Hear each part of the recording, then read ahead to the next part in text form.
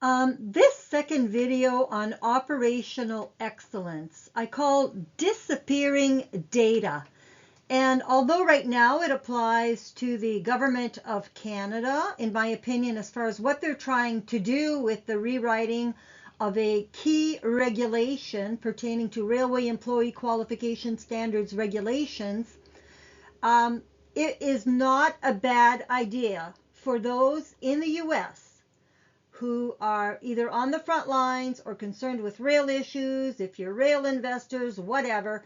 It is definitely a good idea for you to watch this video also, because it shows you, in my opinion, the dirty tricks that can be played by regulators trying to hide their negligence, their corruption, and on and on and on. And so I would encourage all of you to watch this video. Okay, I'm going to give you a little bit of history here as far as how this came about, this proposed regulation rewrite.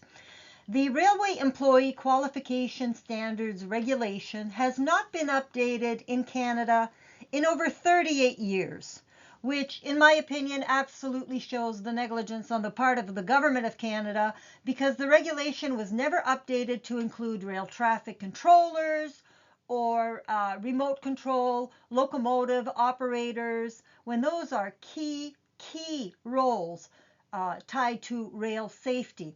Another one that I would say would be track maintenance workers, especially given all the new technology that is involved in issues that pertain to track maintenance, like hot boxes, whatever. So they're asking to be included in the rewrite of this regulation, and it doesn't look like they're going to be included as the safety critical roles that should be getting standardized regulation and certificates and whatever. So I guess Transport Canada just doesn't think that track workers are critical to safety of rail operations in Canada, right? But anyways, if you look at the top here, the Canada Gazette, the very first arrow at the top, the Canada Gazette is the official publication of the Government of Canada. Whenever they write a new law or they repeal a law or whatever, it is published in the Canada Gazette. This came out on December 14th, 2024. Now, here's the history. In Canada, Chrystia Freeland was supposed to, as Minister of Finance, table a budget right around, it was the day before this, I believe. No, it would have been on the Monday following this. This came out on a Saturday. On Friday, Chrystia Freeland was informed that she would no longer be the Minister of Finance under Prime Minister Trudeau, but she was still expected to table the budget, the bad financials, the following Monday. So that would have been on the 16th. So on the Friday the 13th, she's told, you're not going to be Minister of Finance.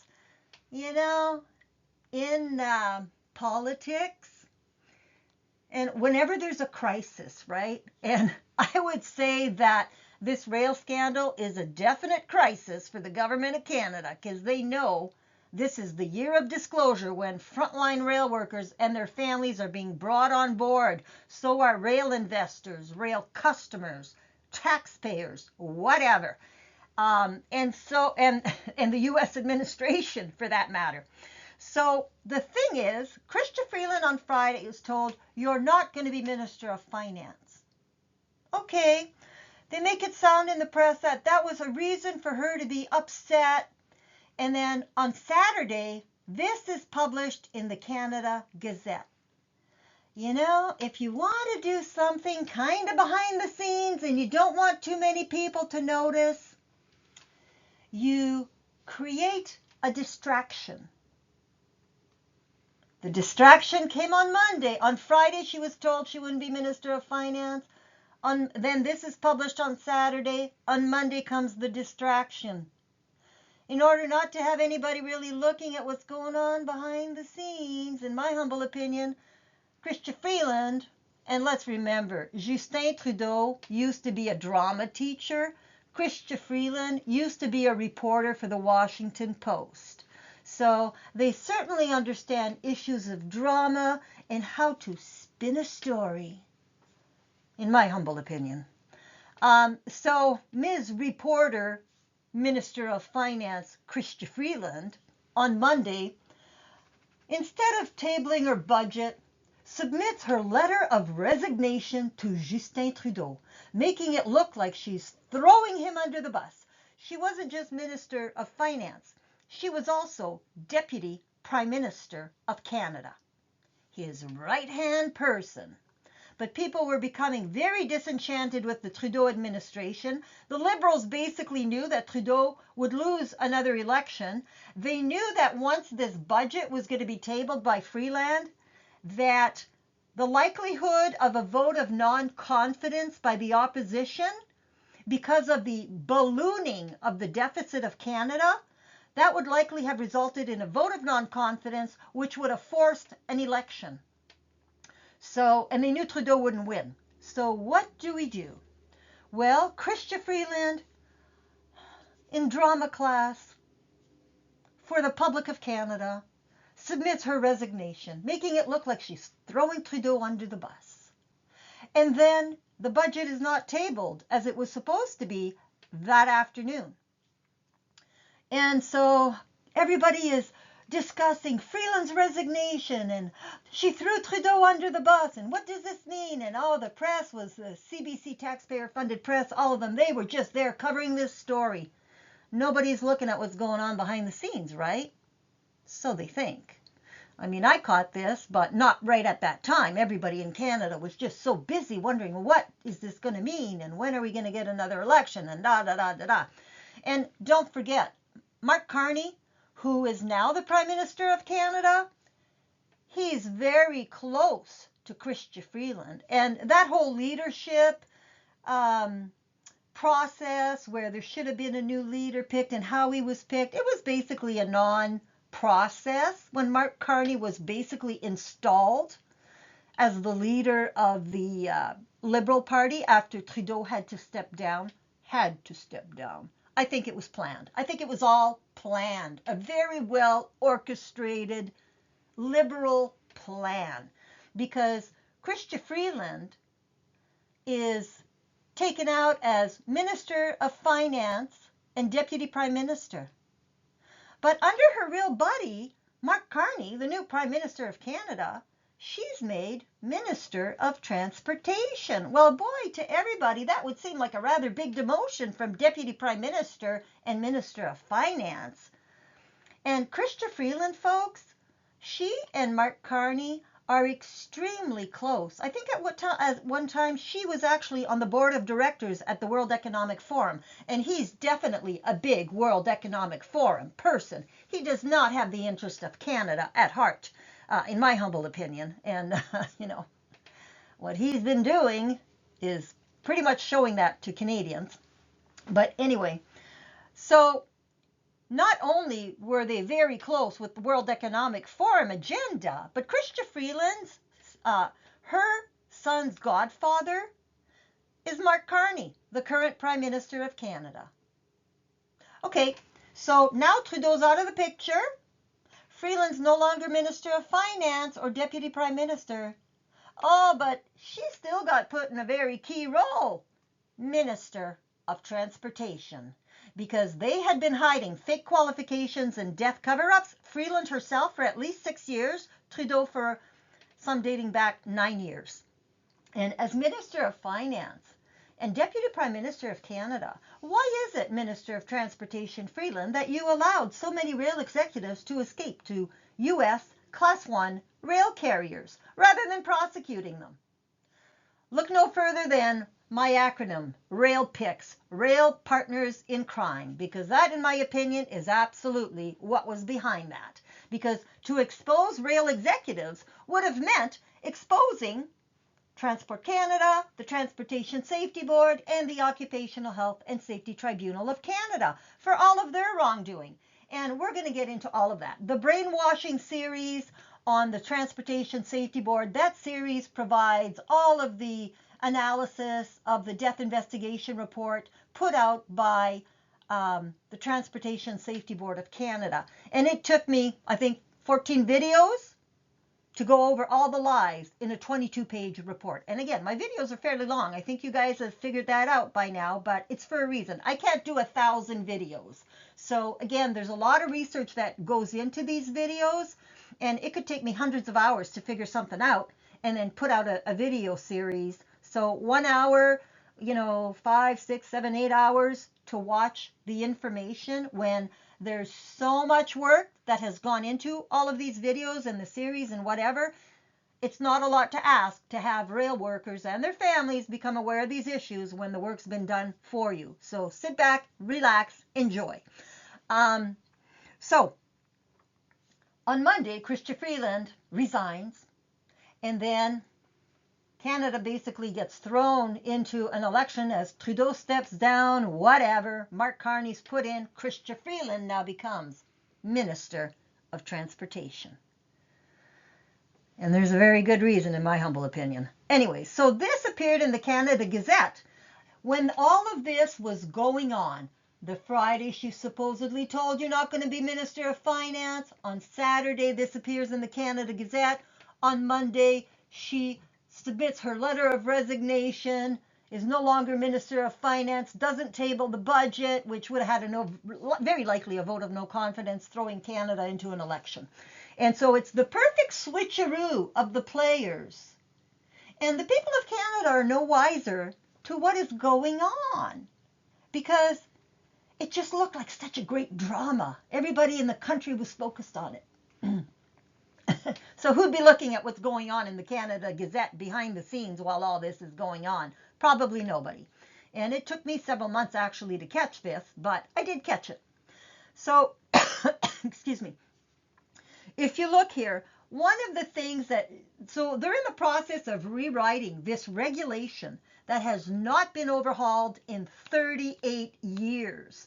They did an attempt to overhaul this regulation, the Railway Employee Qualification Standards Regulation, back in 2007 after the Mac Yard incident, because that incident absolutely showed fake qualifications in the rail industry. No doubt about it. And I'm going to go through all the Mac Yard incident stuff and do separate videos on that. But that had launched the first attempt to rewrite this critical regulation pertaining to training programs for frontline rail workers in the Canadian rail industry. And so that, in my opinion, was a total public scam. It was never completed, and I think for good reason. And we'll get into that whole series later too. But now the government of Canada, knowing the liabilities could be massive here, because now U.S. Class 1 rail carriers, U.S. taxpayers, U.S. rail workers, U.S. investors, activist investors, they've all been duped by the government of Canada with all of its lies and all of its corruption. There's no other way to put it. And so we're busy now rewriting this regulation. This is one of the first things on Chrystia Freeland's plate as the new Minister of Transportation. So if you look at this, the reason I was going to wait to address this new regulation that they're proposing until after I had done all the series on Mac Yard, the first attempt to rewrite, whatever.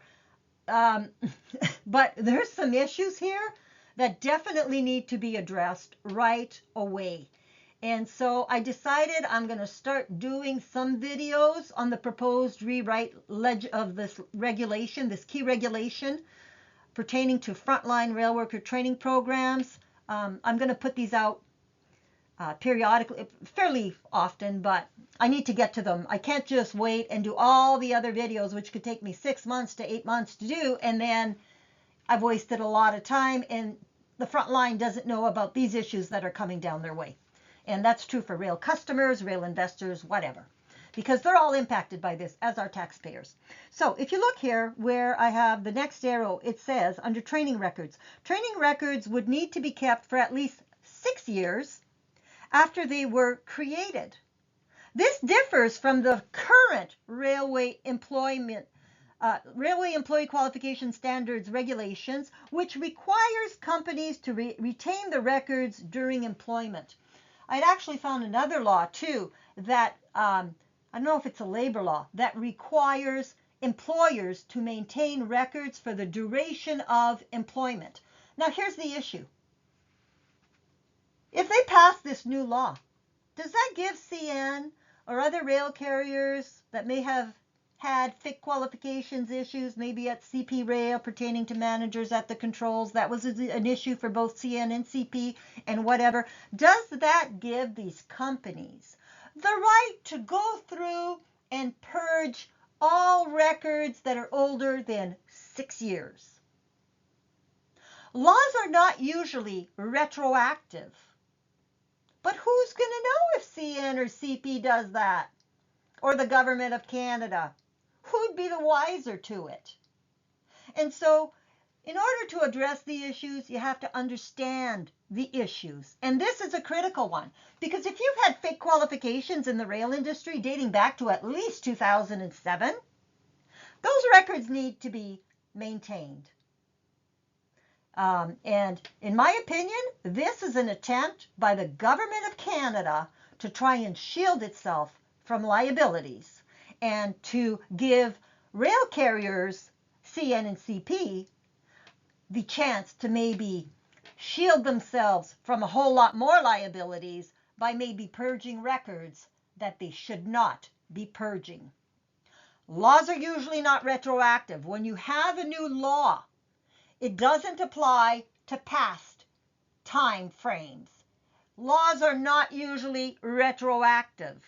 And so this should not apply to any past records. Once this becomes law, it should not be made retroactive, giving CN, CP, and the government of Canada to the ability to purge these records so that they just disappear in case someone, maybe in a class action lawsuit, decides to request all this information. So that's the issue. That's why I decided there are some issues I need to address right away. And so that's why I'm doing this particular video. And the background I give to you because it's important to know it. Okay, what you have here is an email which I wrote today, which is August 26th, 2025. And it's entitled, On Minister of Transportation, Disappearing Records Proposal. And this went to Rebel News, which is kind of a right-wing, more conservative news agency in Canada, rather than taxpayer-funded CBC, which is the propaganda arm of the government of Canada. Then it also went to the Teamsters Rail in Canada. The TCRC is the union that represents most rail workers in Canada. It went to the Brotherhood Maintenance of Way guys in the States, as well as the Brotherhood of Locomotive Engineers and Trainmen in the States, and Smart TD, which represents conductors in the U.S. It went to most of the premiers of the provinces of Ontario. Then the next arrow there, which is actually the first one in that paragraph of the people it went to, Michael Duhaime of the RCMP. He's the RCMP commissioner in Canada, the highest officer, the highest person for the RCMP in Canada. And he's received all my files. Since basically day one, I have pelted him with all this information, all these files. It also went to the Surface Transportation Board, the Federal Railway Administration. If you look at the arrow there, that's kind of the double arrow from the date over. That's Chrystia Freeland, former Deputy Prime Minister and Minister of Finance of Canada, and now Minister of Transportation for Canada. And the issue here, I gave them a file called New Regulation, and that's where I gave them the screen print that was provided previously in this video, pertaining to the issue of records disappearing after 6 years. So that's what you have here. That is the header. I opened it up because when I did screen prints of this letter, I realized that I had not opened up the full distribution list. And so that's what I do here. The other people that you can see on this distribution list, there is people from the CBC, Minister of Transportation. Dominique Leblanc is the person who's discussing trade. He's also the president of the King's Privy Council, and the Transportation Safety Board reports directly into the Privy Council. So that would be him. He's the person who's now trying to negotiate a trade deal between Canada and the US. He's the primary person. Anita Anand is the new Minister of Foreign Affairs for Canada, also meeting with Marco Rubio on trade issues and whatever. But she used to be, before Chrystia Freeland, she was Minister of Transportation. I believe she's an attorney. As a lawyer, did you not see problems with what I submitted to you, Ms. Anand? Did you refer it to the RCMP or ask the RCMP if they had an investigation going into these issues or not? Now, Anita Anand is from Southern Ontario, and the district that she represents is heavy in the auto industry. Well, as Canada's having problems with negotiating trade deals, because now, I dropped 3 massive scandals on the desk of Donald J. Trump, the desk of J.D. Vance, before Trump picked him as a running mate. And Trump, I did it through Jim Jordan of Ohio. And so, if you're the government of Canada and you refuse to do your job for basically a decade, as far as this scandal, first it was fake qualifications. Then from 2018 on, I realized and I worked on death cover-ups. So they've had more than enough time to do the right thing in Canada, and they have always refused to do it. They didn't put any of these issues in the press. They didn't prosecute these rail executives that they allowed to escape to the US. They did nothing. What they did is put the lives of frontline rail workers more and more at risk as they continued to hide these issues and shield perpetrators of violations of so many laws in the Canadian rail industry. But when you're a rail partner in crime, you can't really expose your partners because you're also going to be exposing yourself, right? So that's what was basically going on. But, you have to ask yourself, did Anita Anand tell all these auto workers that are losing their jobs in Southern Ontario what she's been hiding? Has Chrystia Freeland? Has Premier Doug Ford? Doug Ford has, as a premier, been on my distribution list basically since he's been in office from day one. So he's also received all these emails and attachments and whatever. So Doug Ford, what are you hiding from the people of Ontario who are losing their jobs? And the same is true for pretty well every other premier. Quebec, I ended up adding later. For some reason, I had missed them on my distribution list, but whatever. If they have rail in their provinces, the premiers were pretty well all on board. And not just the current premiers, past premiers, whatever. This has been going on a long time. Let's see. Larry Brock is a guy who is, he does a lot of looking into corruption in Canada. He's also a member of Parliament. Pierre Poilievre is the, he just won again his seat in Alberta, a seat in Alberta. He's likely going to be again the leader of the opposition, the Conservative Party. And if the Liberals lose the next election, it is very likely Pierre Poilievre that would become the next Prime Minister. He's also been on the distribution list basically since he first became leader of the opposition. Some of these issues, some of these scandals go way back. I mean, the other scandal, the ugly, really, really ugly one, this isn't even the ugliest one, as ugly as it is. It's not the ugliest one. But this other one is so ugly, I gave them almost 15 years to address it. Sweep it all under the carpet, just make it grow exponentially worse. And I turned to everyone I could turn to in the government of Canada. And that one was filed under the Obama administration. Well, I suspect they all hid that from President Trump too. So when I saw President Trump was running again, that's when I dropped all this information with J.D. Vance and other players in the U.S., including Jim Jordan, whatever, in order to push it to the Trump administration. So this is just the open distribution list.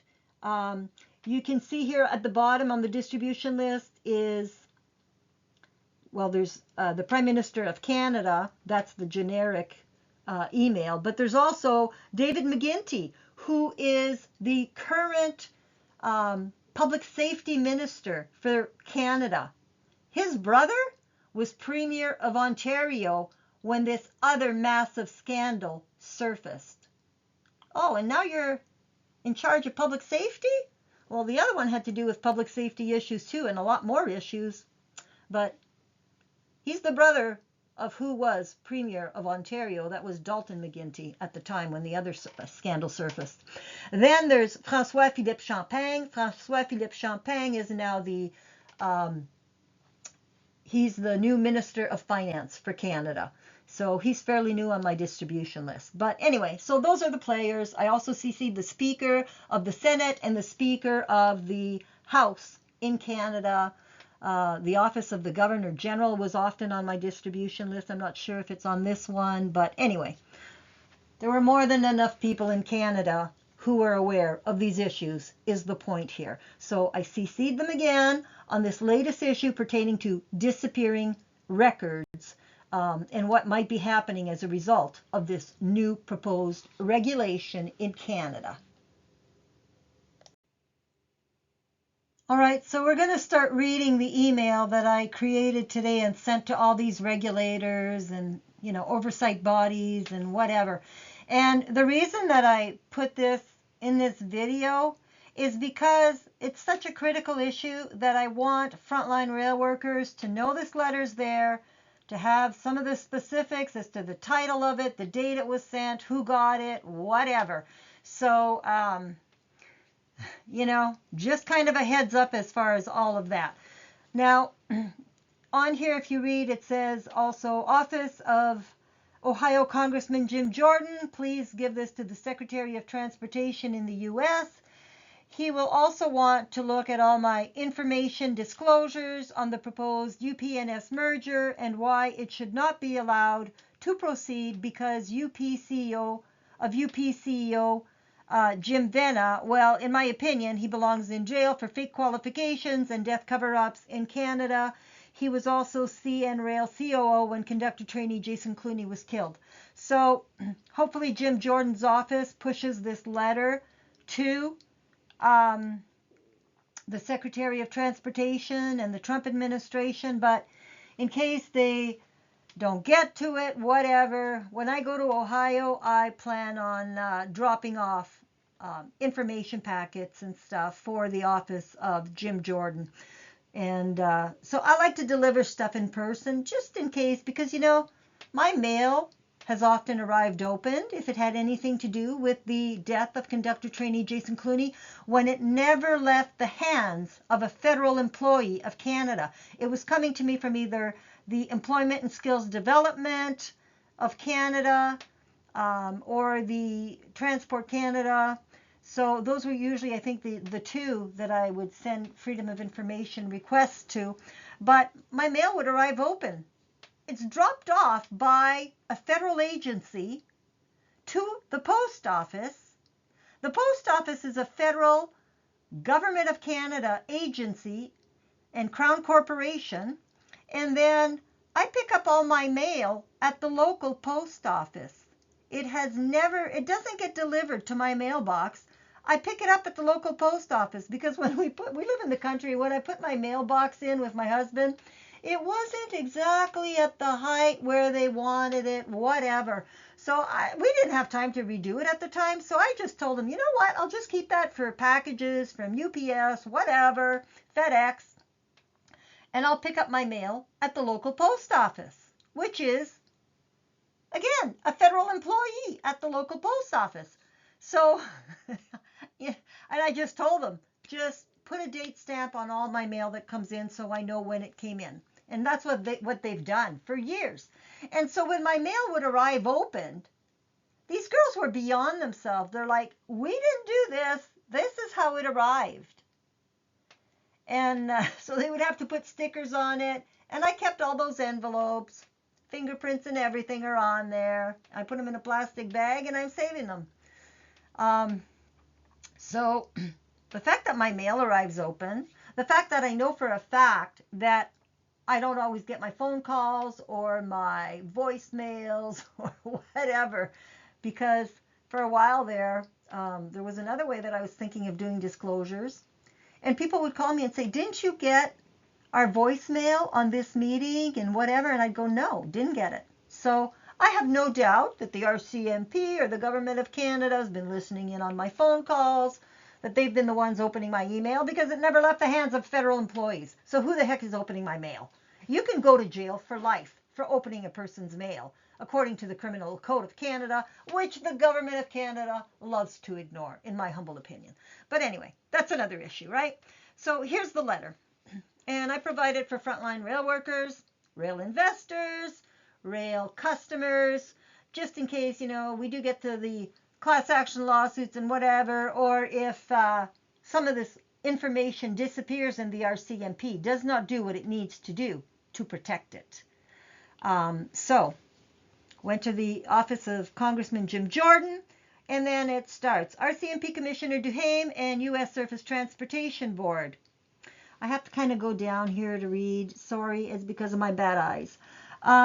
As more and more in the field in both Canada and the U.S. are now learning of all that operational excellence that has put the lives of so many frontline rail workers at risk, and of the fact that Transport Canada, the Transportation Safety Board, and Occupational Health and Safety Tribunal of Canada are, in my very well founded opinion, given all that documentation you have received from me, nothing less than rail partners in crime, turning a blind eye to fake qualifications, and also helping to hide critical safety issues by providing convenient death cover-ups, as was clearly done in the case of conductor trainee Jason Clooney.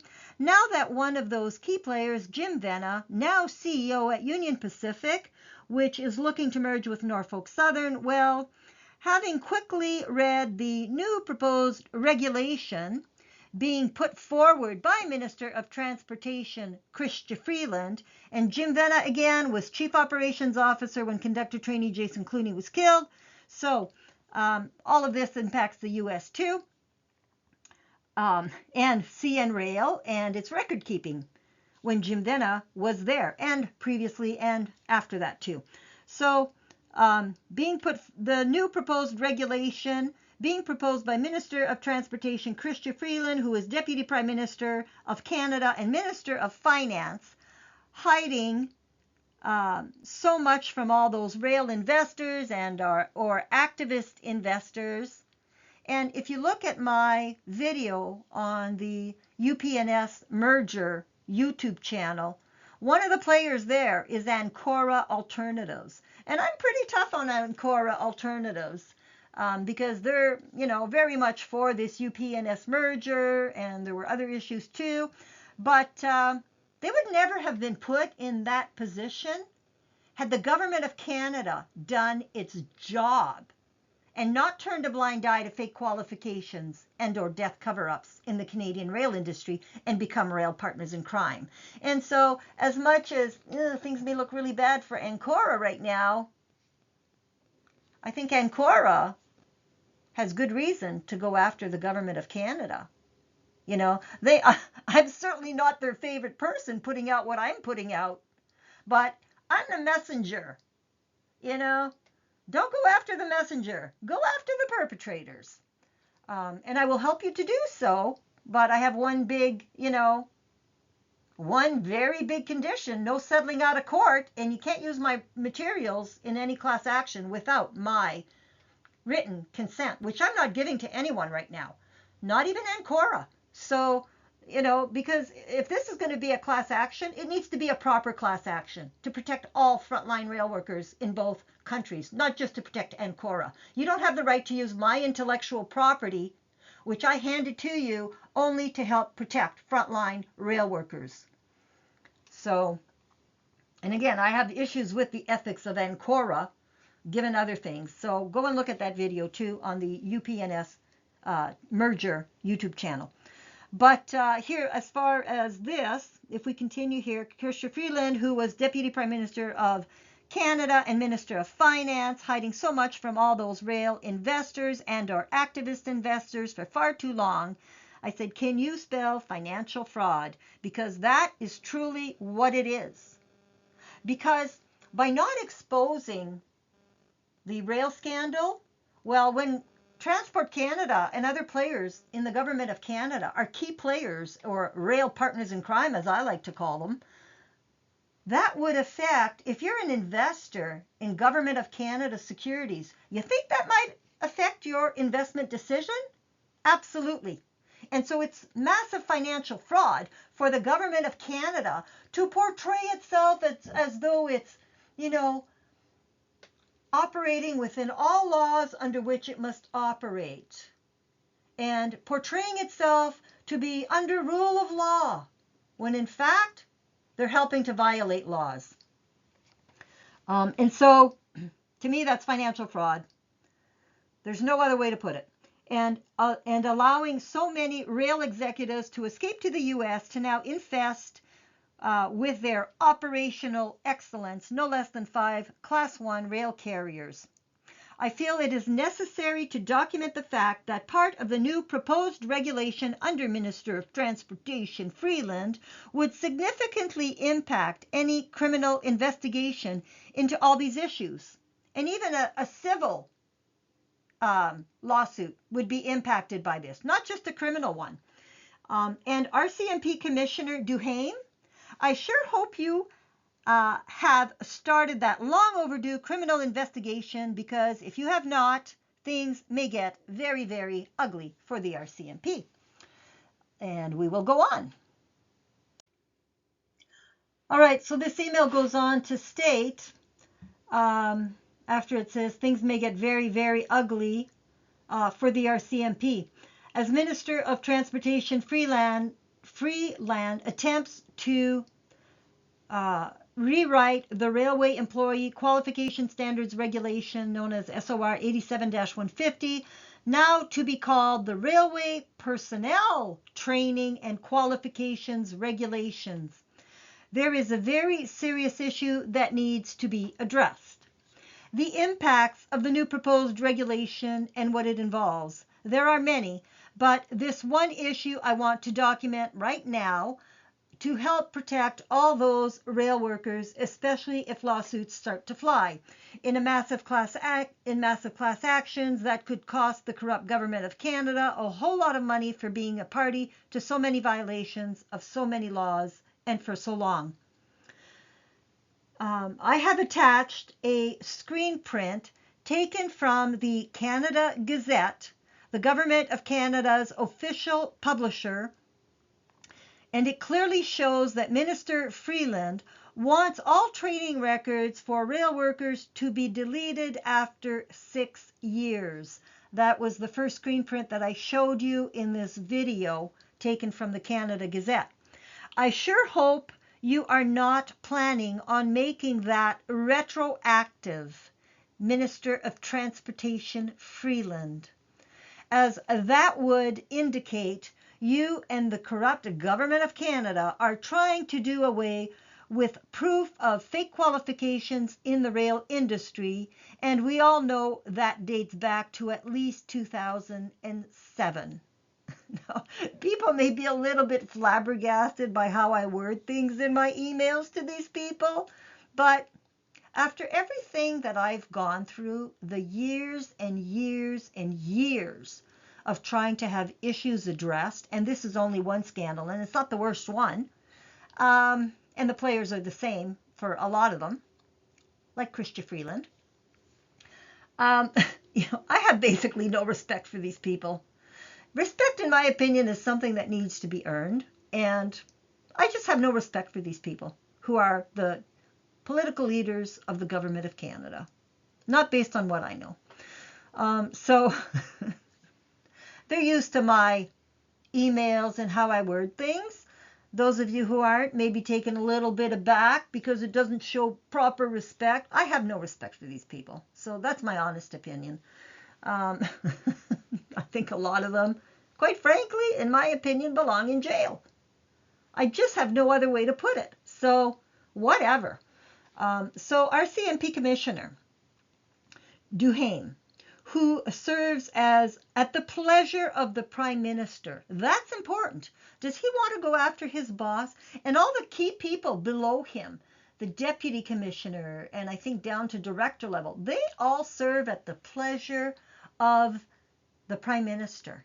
And given there's conflicts of interest for the RCMP when it comes to CN Rail and CN Rail Police and the CN Rail Police Chief, who used to work for the RCMP for 28 years, the conflicts are massive, folks. If you want to see more on that particular issue, I did a video, I think it's under the extras. It's called Bring in the Police, and it is posted on the Rail Families United YouTube channel. Bring in the Police. You'll want to look at that one. So when I say RCMP Commissioner, who serves at the pleasure of the Prime Minister, consider this my formal request on behalf of all taxpayers and especially all frontline rail workers in both Canada and the US to make sure you take the necessary steps to preserve all frontline rail worker training program records, documentation for each and every frontline rail worker, because the law requires that be done. And new regulations are not supposed to be retroactive. And so Freeland is not allowed to put in new regulations that could allow rail carriers and or Transport Canada to make all those valuable records simply disappear.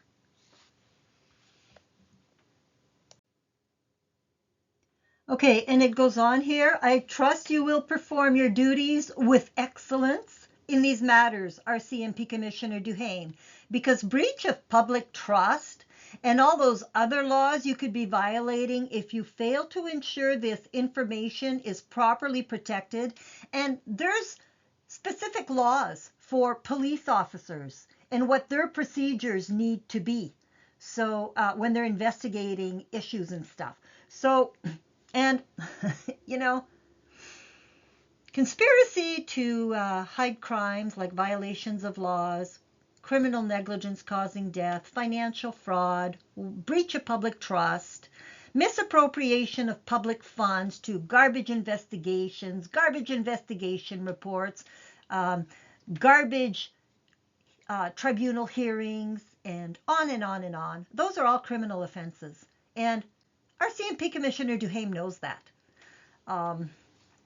If you don't, I'll gladly point out some of the criminal code provisions for you, Commissioner Duhaime. But anyway, breach of public trust would be an issue for which you can personally be sued, meaning you could lose everything you personally own. If you can prove breach of public trust, you could sue these people personally, all of them. So, Commissioner Duhaime definitely has a decision to make in these matters. With the U.S. now involved and impacted by all these issues, trust me, they are only going to get a lot nastier, especially as more and more frontline rail workers are brought on board with all of these issues. And that is happening as we speak in both countries. And again, that information flow is only going to grow exponentially. And I said, see the attached, and that's the section from the Canada Gazette. And I said, oh, and Minister Freeland, in reading your new proposed regulation, well, no, I have a lot of issues with it, a ton of issues actually, which I will be sharing with frontline rail workers also. And not just frontline rail workers, any rail family. And that includes rail customers, rail investors, taxpayers, and members of the public. They're all part of the rail family, as are all retailers in Canada who use, those are rail customers. So the audience is massive. It also includes the unions. Also, if the track maintenance crews want to be included in critical safety positions, and I took that from feedback that was given by unions as far as the new proposed regulation. And the maintenance track crews, they want to be included in the new proposed regulation as safety critical positions requiring training that is covered under the regulation. Oh, but Minister Freeland doesn't seem to think that those guys play a safety critical role. Really? The guys who maintain the switches, the signals, the track itself, the hot boxes, the rails, especially at crossings where a lot of rail accidents happen, those guys are not considered safety critical, and they shouldn't be included in this new regulation, Minister Freeland. They are begging you to include them. Why aren't you? Is that because you don't want to cost rail carriers too much money? What is the reason for that, Minister Freeland?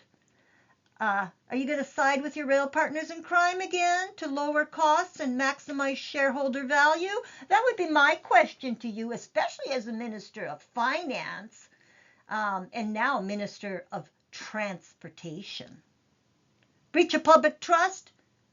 You too can be sued personally, Minister Freeland. And I would encourage you to remember that. But anyways, so if track maintenance crews want to be included as critical safety positions, and they most definitely are critical to the safety of rail operations, and they want to be included in those getting standardized training, just as you are now going to include rail traffic controllers and remote control locomotive operating crews, you need to include track workers too. Track workers are the ones who care for track maintenance, and that includes things like hot boxes, which are supposed to catch problems with bearings, which can overheat wheels, and that can lead to forest fires. I don't know if people, how many of you have ever seen a train where the bearings are malfunctioning and overheating and basically melting, and the wheels basically start dragging down the tracks. And you can see, flames coming out the back, basically, of the train, like sparks and stuff. And it's a well-known fact that trains can cause forest fires. That's an absolutely well-known fact. But anyways, so those bearings can overheat, and that can then cause derailments. But here is my concrete example for you, Minister of Transportation Freeland. This year, this is really just too good. It proves so many points. This year, my own child, a locomotive engineer at CN Rail, the very broken backbone of the economy. CN likes to call itself the backbone of the economy. I refer to them as the broken backbone of the economy, with Transport Canada acting as the brains at the top of the very broken backbone. Well, my own child was involved in a derailment this year, which was not reported by CN Rail to Transport Canada. Even though cars derailed, it was at a crossing in the middle of the night. And so CN could clean that all up before anyone knew about it, right? And I think that happens a lot. If you look at my video on the CBC, you're going to see just how bad these issues are. And again, that one is also posted on Rail Families United under the players. Look for the CBC, which is the taxpayer-funded propaganda arm of the Government of Canada. The issue of unreported derailments is a serious issue, and I believe it is one that continues to this day. My own family can prove that. Anyways, so it was caused by an overheated bearing, which was not caught by the hot box, which should have caught that overheating bearing just minutes before the derailment. Oh, and don't even think of retaliation by the corrupt Government of Canada over this, or by CN Rail against my child. My child has taken enough backlash at CN Rail to last a lifetime. And so I'm at the point where it's just not going to be tolerated anymore. And I will expose what I need to expose via my videos. Maybe this scandal, and if things get really ugly, maybe the other one too. The government of Canada has an awful lot at stake. So there's a reason Chrystia Freeland's Minister of Transportation. It's not a demotion, not in my humble opinion, not with her buddy Carney at the top. Anyway, so because the facts are what they are, I know the date, I know where it happened, I know what happened, and on and on and on. And if I recall, I do believe the next car that could have derailed would have been a dangerous goods car. Just saying. It's just one of those unreported things, you know. Minister Freeland, do you know about unreported incidents? Oh, yes, you do, because you were on that distribution list, I believe. Maybe not. But you're sure to know now. Go to the CBC, Minister Freeland, and look at that video on the CBC and all the unreported incidents in the Canadian rail industry. As Transport Minister, I think you would have an interest in that. A very personal interest, in my humble opinion. Okay, so this email goes on. When I said just saying, it's just one of those many incidents CN failed to report to Transport Canada. And yes, I waited months and months and months and months to make sure it was not on the Transport Canada incident list. Transport Canada has a website where you can see all open investigations, all reports, everything that's been closed, whatever. And there is no incident number assigned to this particular derailment. Doesn't show up anywhere. So where they assign an investigation number to rail incidents that the Transportation Safety Board is investigating. And to this day, it's not there. And yes, I have the screen prints to prove that too. I'm a documentation queen, as the Government of Canada now painfully knows all too well. So now I can't help but wonder, when was that hot box last maintained? Why did it malfunction and not catch the overheating bearing? Could it have been a training issue, as so many things are at CN Rail? Just wondering. If track maintenance guys want to be included in training, they don't just lay down track and, punch the spikes in anymore today. It's a much, much more involved position. And their work is very much taken for granted.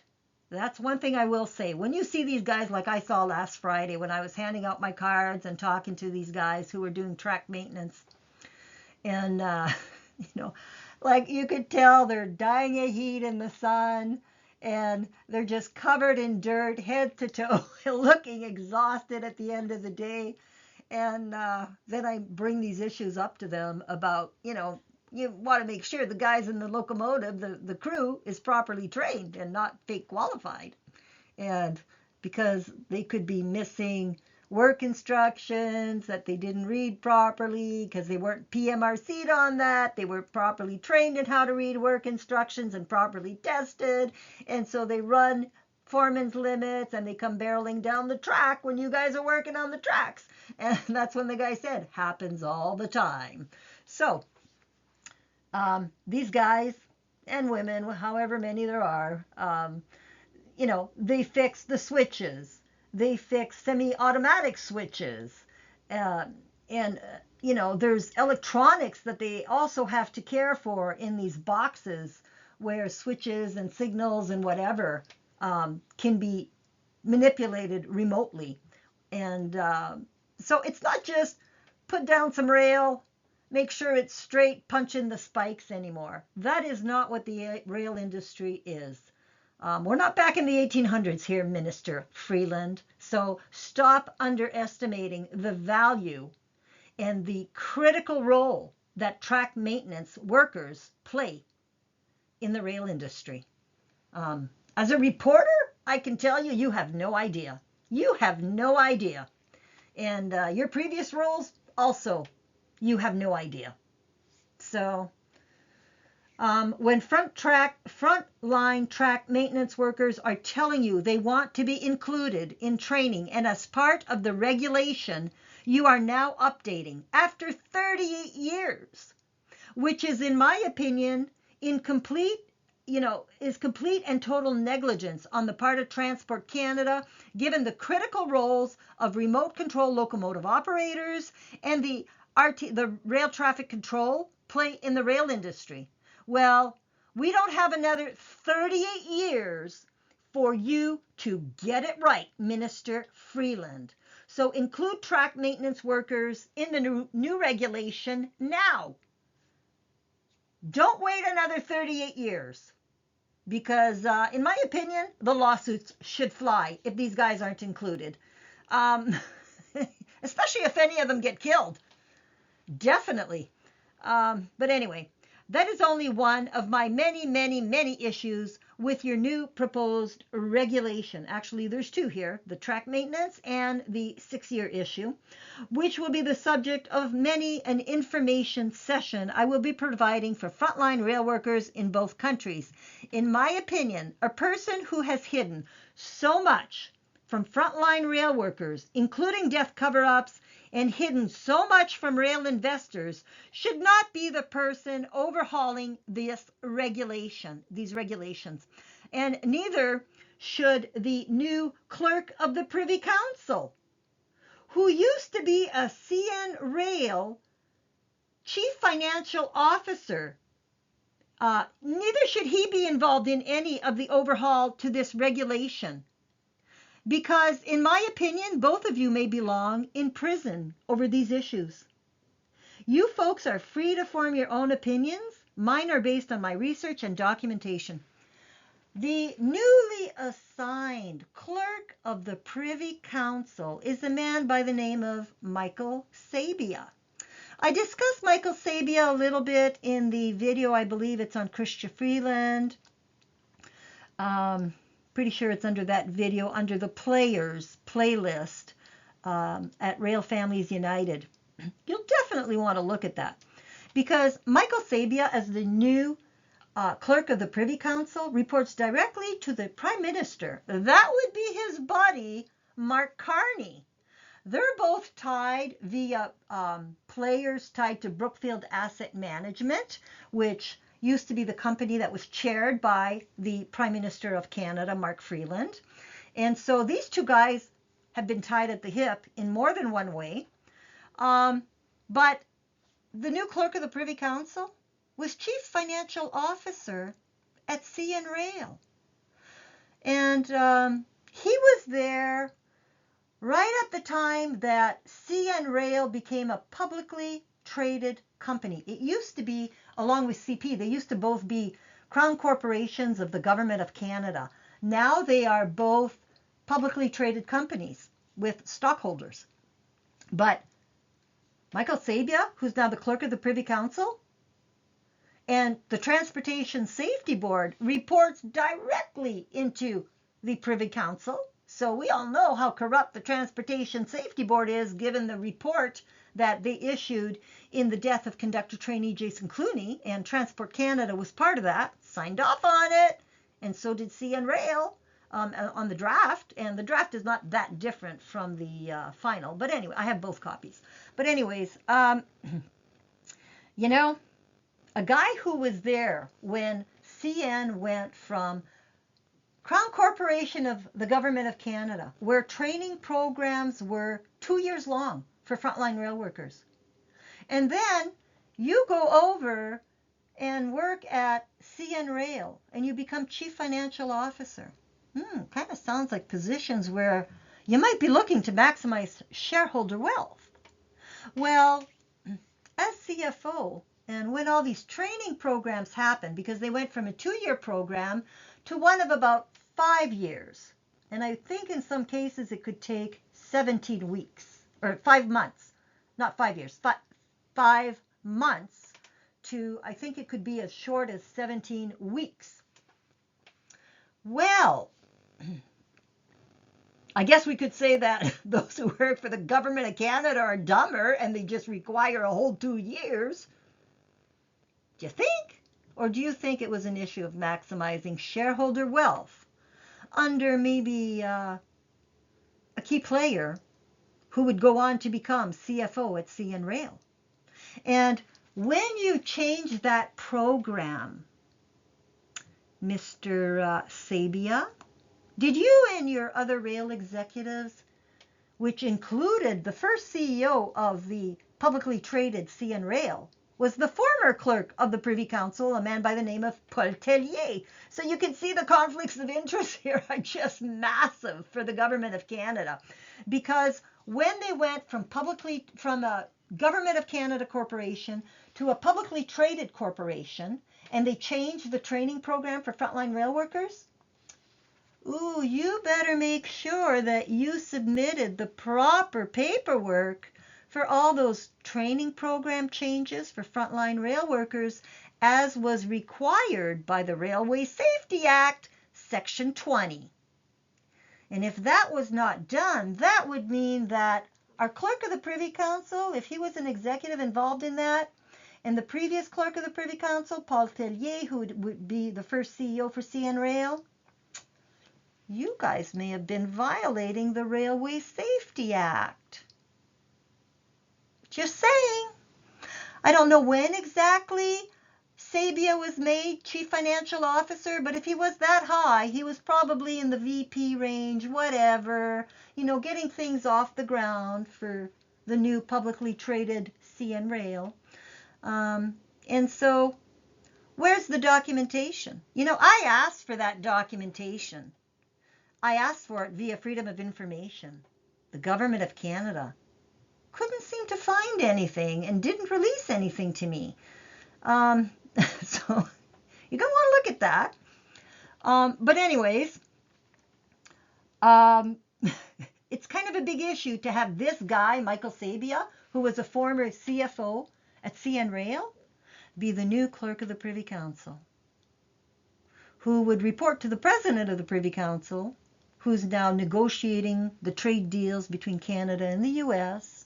And the clerk of the Privy Council, well, again, the Transportation Safety Board reports in directly to the Privy Council. So, and the Minister of Transportation would be part of the Privy Council, the Minister of Finance, and on and on and on. And so lots of conflicts of interest, lots of butts to hide and to cover, right? So anyways, these two people, in my opinion, Chrystia Freeland and maybe the new clerk of the Privy Council, depending on what he was doing at CN Rail, maybe they both belong in prison. And I don't think they should have anything to do with the rewrite of this critical frontline rail worker training program regulation. Conflicts are too massive, folks. And if the unions don't speak up, I hope that frontline rail workers start speaking up, hopefully in both countries. Send an email to Chrystia Freeland and say, I think you should recuse yourself. Same with the clerk of the Privy Council, Michael Sabia. Start sending emails. They know these issues are out there. You're not going to be telling them anything they don't already know. So I would encourage you to voice your opinions, especially if you're retired or you've left the rail industry, or if you're outside of the rail industry. If you're a rail customer, a rail investor, you need to speak up. If you're a taxpayer and you're not part of the rail industry per se, you need to speak up. Send some emails.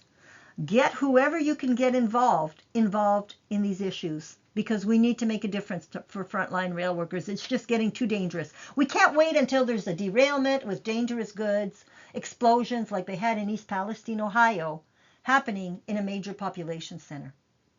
So that's even more why track maintenance are safety critical players, especially since so many derailments happen at crossings.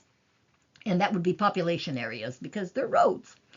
But anyways, so And then what else did I say here? I said, and Minister of Transportation Freeland, if the RCMP decides to be another rail partner in crime, you should know if those records get destroyed, well, all class action law firms would need to do is obtain affidavits from rail workers as to where they were trained, how much training they received in actual rail yards, not at switcher locations. Were they trained in like OCS territory, which is occupancy controlled systems? That is where there's not signals in that area.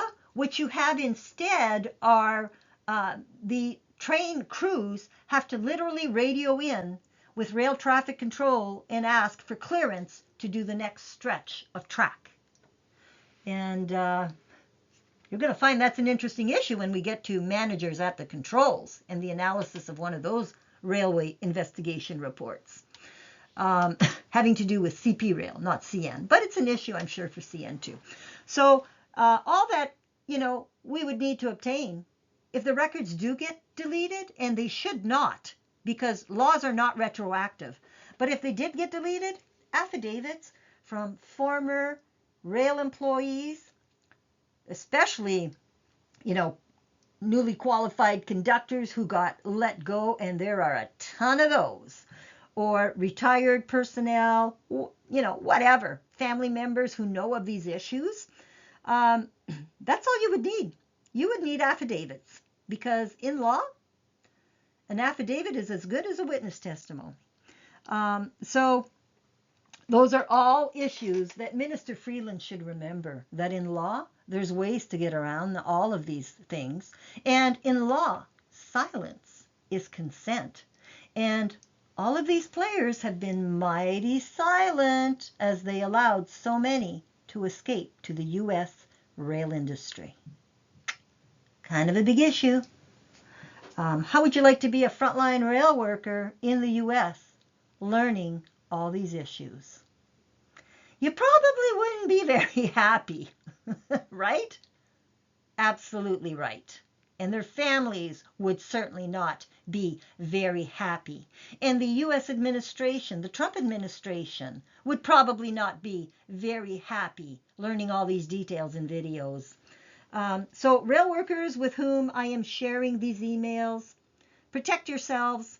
All frontline rail workers should be requesting copies of their training records, and all unions should be encouraging frontline rail workers they represent to do so. Whether or not you're a conductor or an engineer, a conductor trainee or a locomotive engineer trainee, you should all be requesting copies of your training materials, all the evaluations, the locations where you were trained, whatever.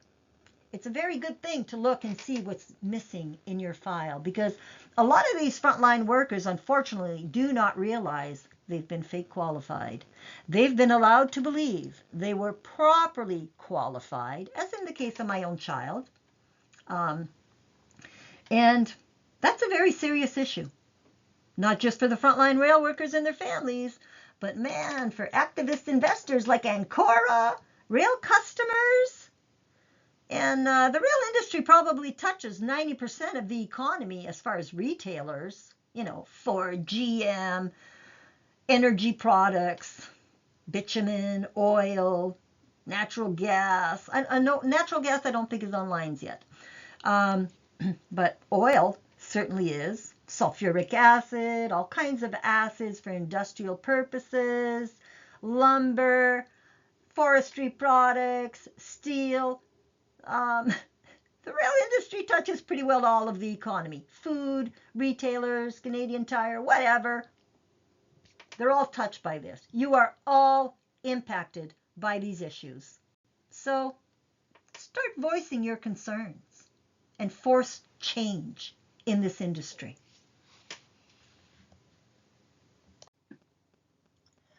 When it comes to the issue of employment records and what the law requires, if right now the law basically says You just need to keep employment records through the duration of employment.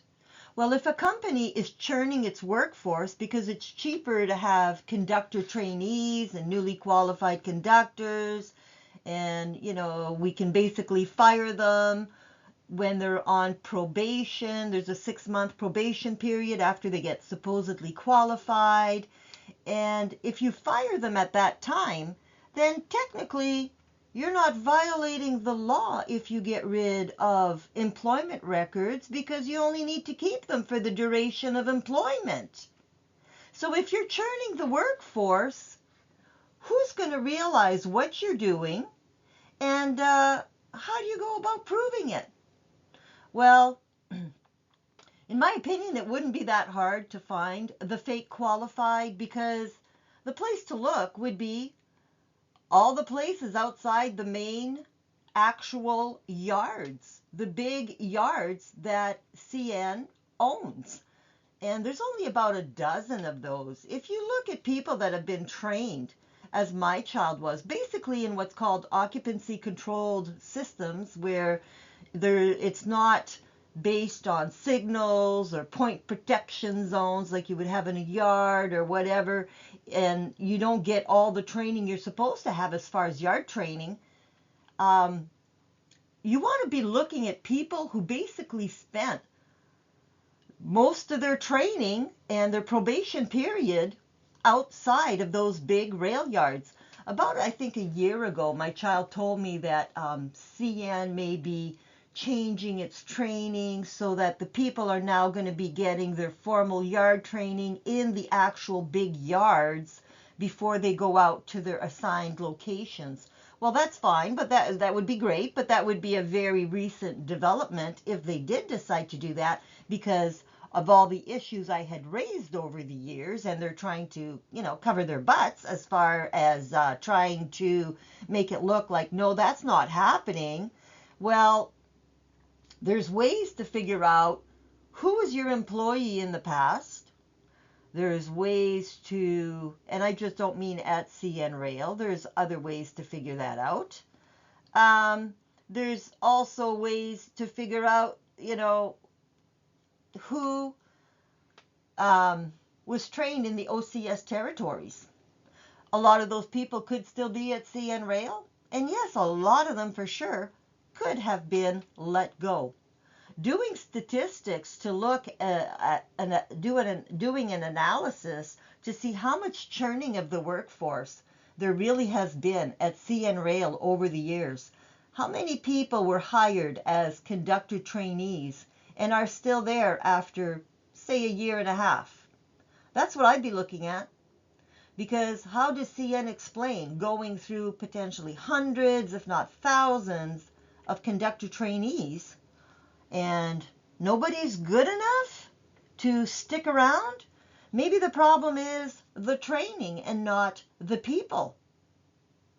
And if they're being fake qualified, can you really justify them being fired? Because that in and of itself would be a whole issue for all the people who have been fired if they were fake qualified. Because a lot of these people did not walk away on their own. They didn't choose to quit.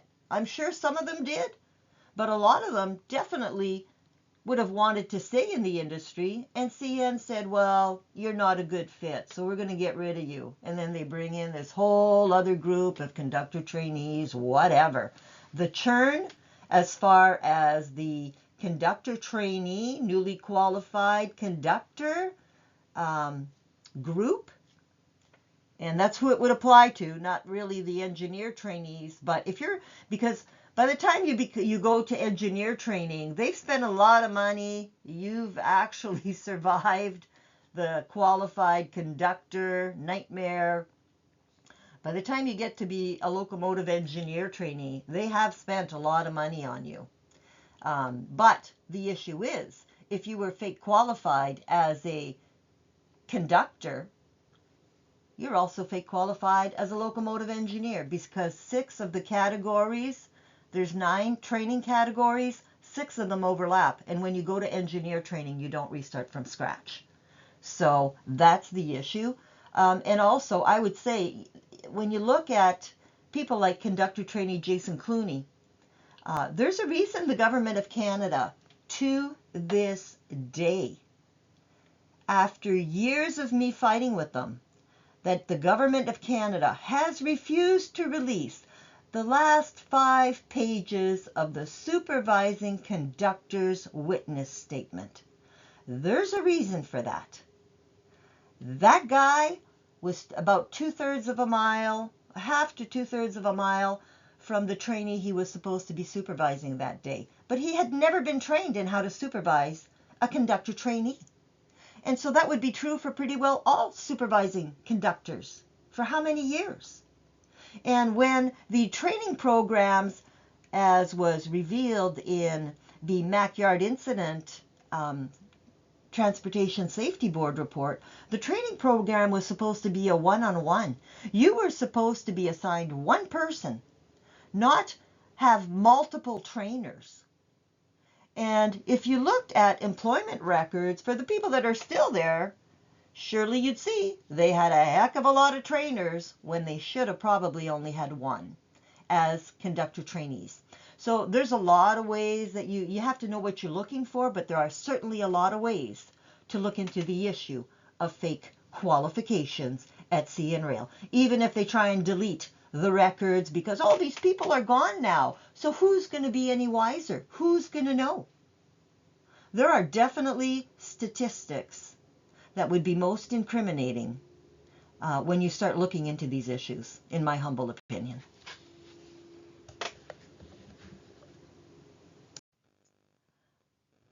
Okay, so again, I'm sorry if it's a little bit long, but it's important for you to understand the issues, the background stuff, the history, whatever. And so I try and provide that for you. So this is going to conclude this particular video. But again, there's more videos at the UP-NS merger and at Rail Families United. They're both on YouTube. Check out both channels for videos and watch them all.